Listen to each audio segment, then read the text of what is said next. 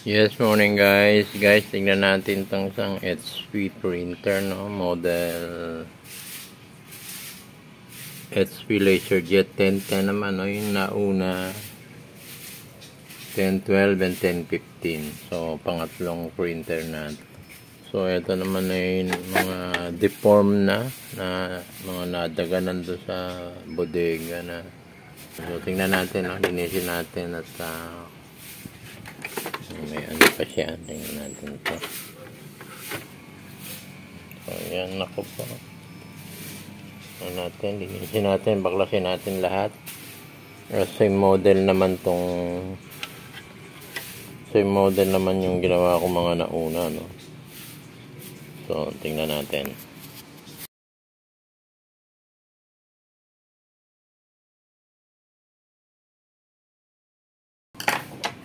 So guys, ikwatin lang natin to, no? Kasi dahan-dahan na kasi malutong na to.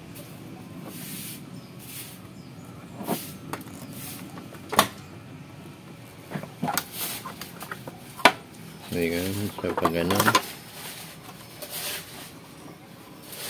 Puro tinta na naman.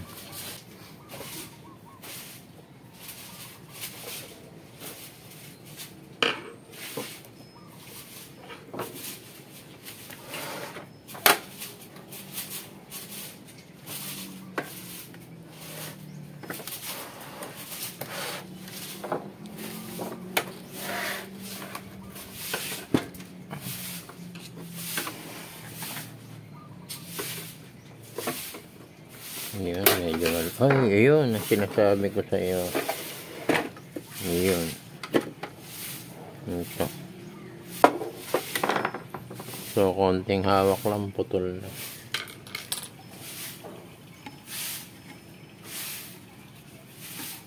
Talagang may katagalan na. Wala tayong magagawa.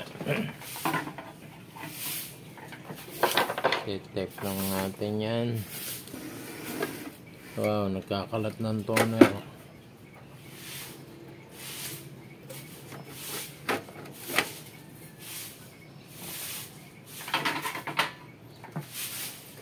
Dumi.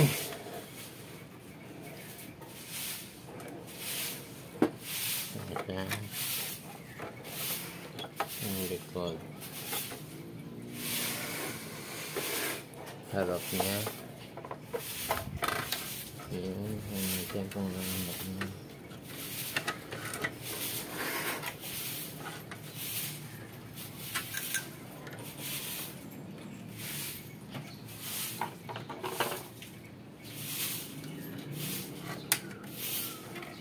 Yung pinaka-ano niya, pinaka-lock yung sa kailata. Yun.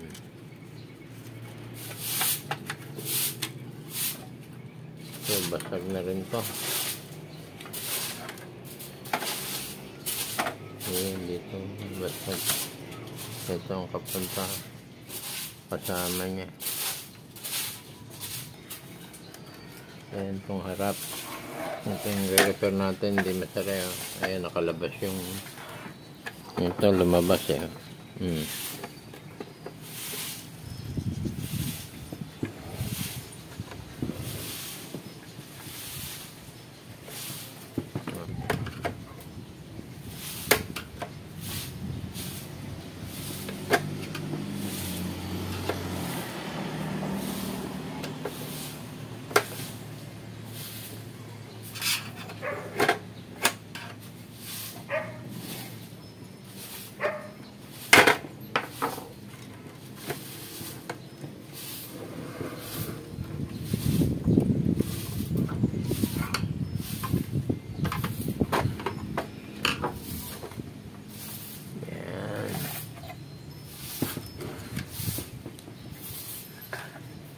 So, ito, lumabas na.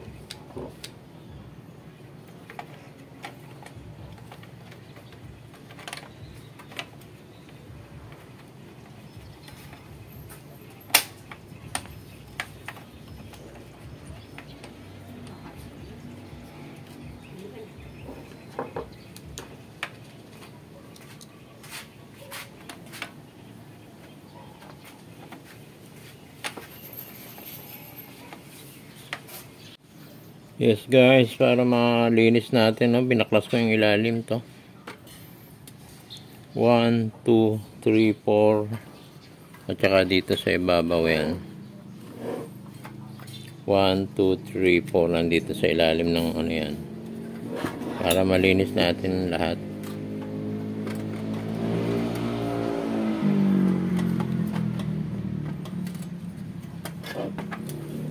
Natin kung ano yung sumabit.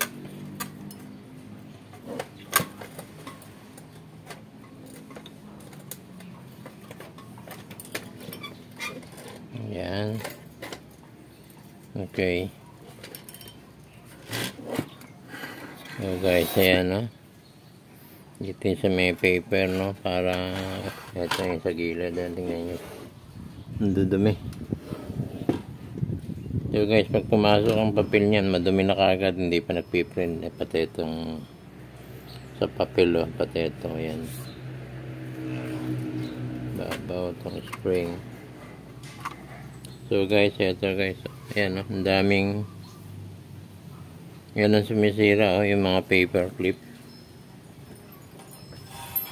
Itong yun na unang binaklas ko, ang nakita ko dito nakaipit sa roller.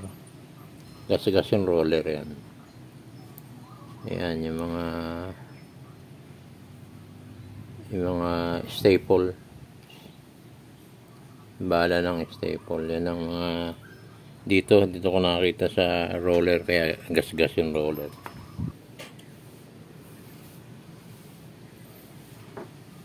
So linis lang muna, no? So dumi, dahan-dahan lang kasi ano na, malulutong. Yan, tulad yan. Pag kumabis yung papel mo dyan, yung pinakadulo ng mga ano na yan.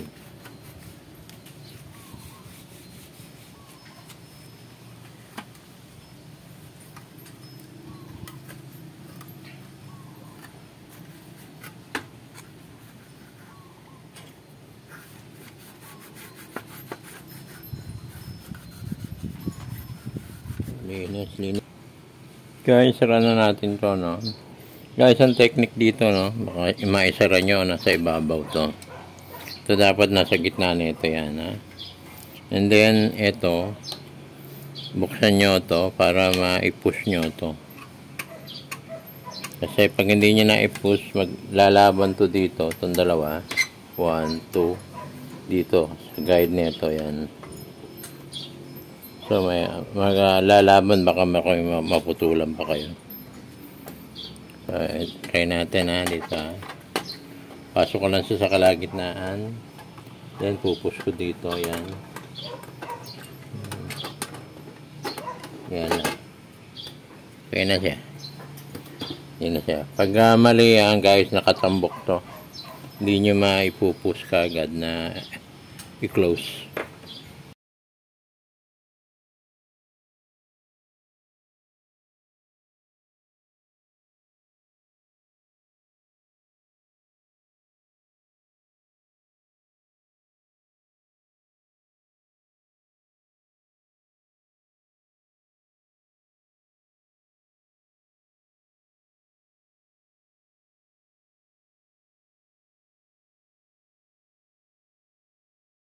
Okay guys, testing natin kung yung scan niya ay didiretso o hihinto. Dapat huminto siya ng mga ilang seconds. Kasi may nakuha na akong trouble ng scanner, eh. Lagyan natin ng power sa likod, then on. Yan. Okay, may ikot na siya. Okay, good. Dahil ito nabiyak na, tape lang ginawa ko. So dahan-dahan na lang. Ngayon natin siya ng toner. Tingnan natin kung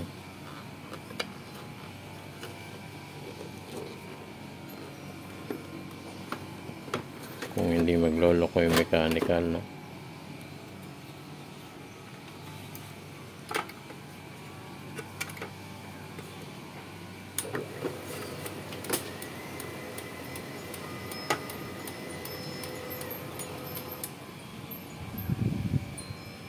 Okay, testingin natin yung toner kung sumabog o hindi.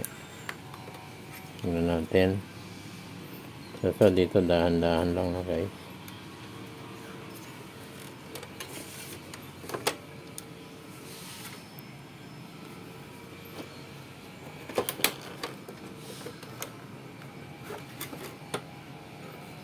So wala naman.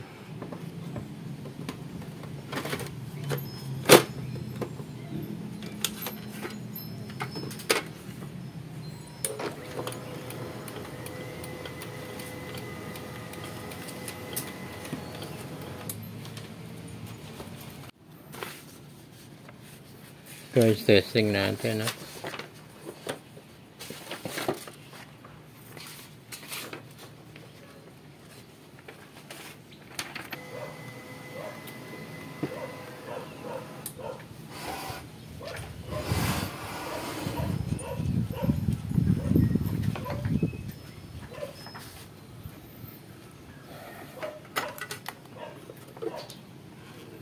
Guys, lagyan natin ng toner.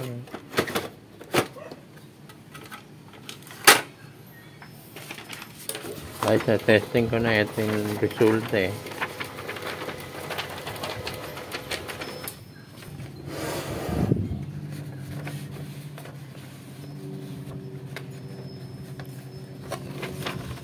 Testing.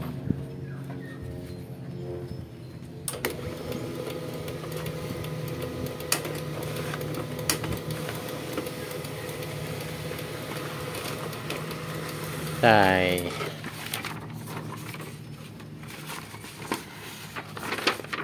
So guys, sa ano na ito? Sa toner na pwede na palitan lahat ng buong toner kasi matagal na yan, eh. Toner pag blade. Wala tayong pamalit, so mabuting na lahata na isang ganito.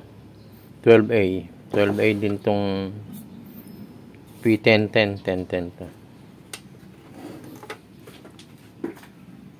Okay guys.